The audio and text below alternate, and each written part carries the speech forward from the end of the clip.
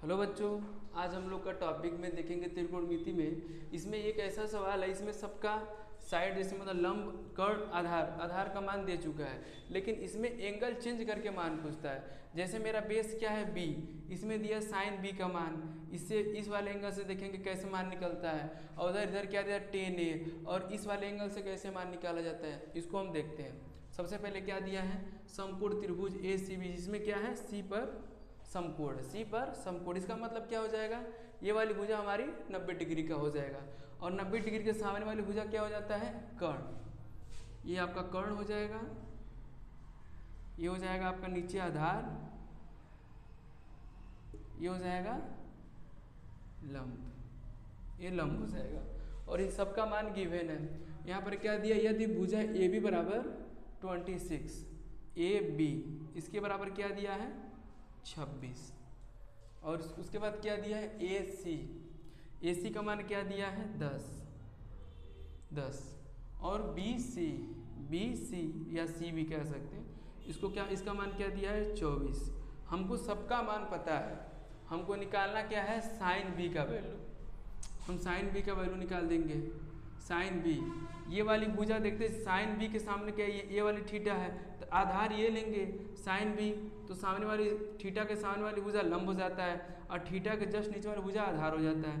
Sign का property क्या कहता है, लंब बटे कर्ण, तो साइन बी बराबर हो जाएगा लंब 10 हो जाएगा, कर्ण हो जाएगा 26, ये हो जाएगा। अब वैसे आ जाइए टेन बी पर।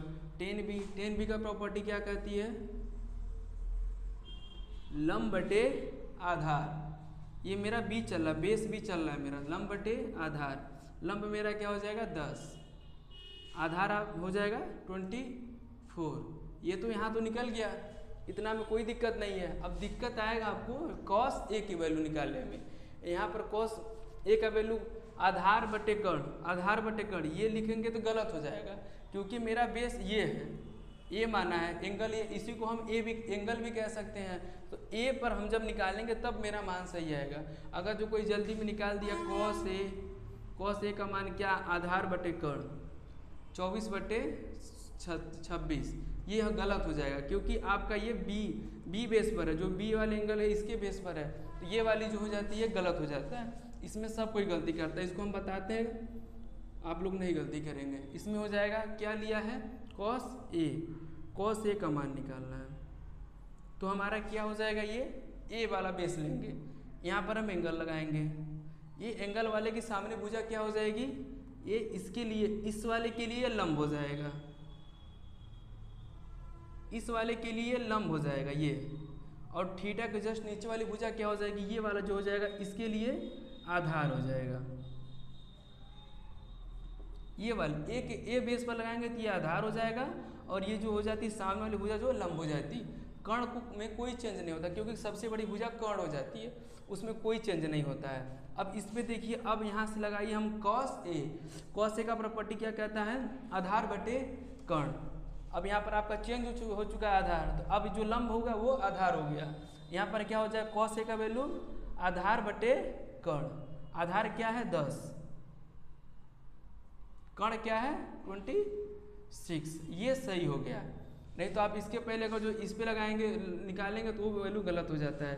अब कॉस ए का वैल्यू निकल गया, अब इसी का जस्ट आपका उल्टा हो जाता है सेक ए, उसका भी निकाल सकते हैं।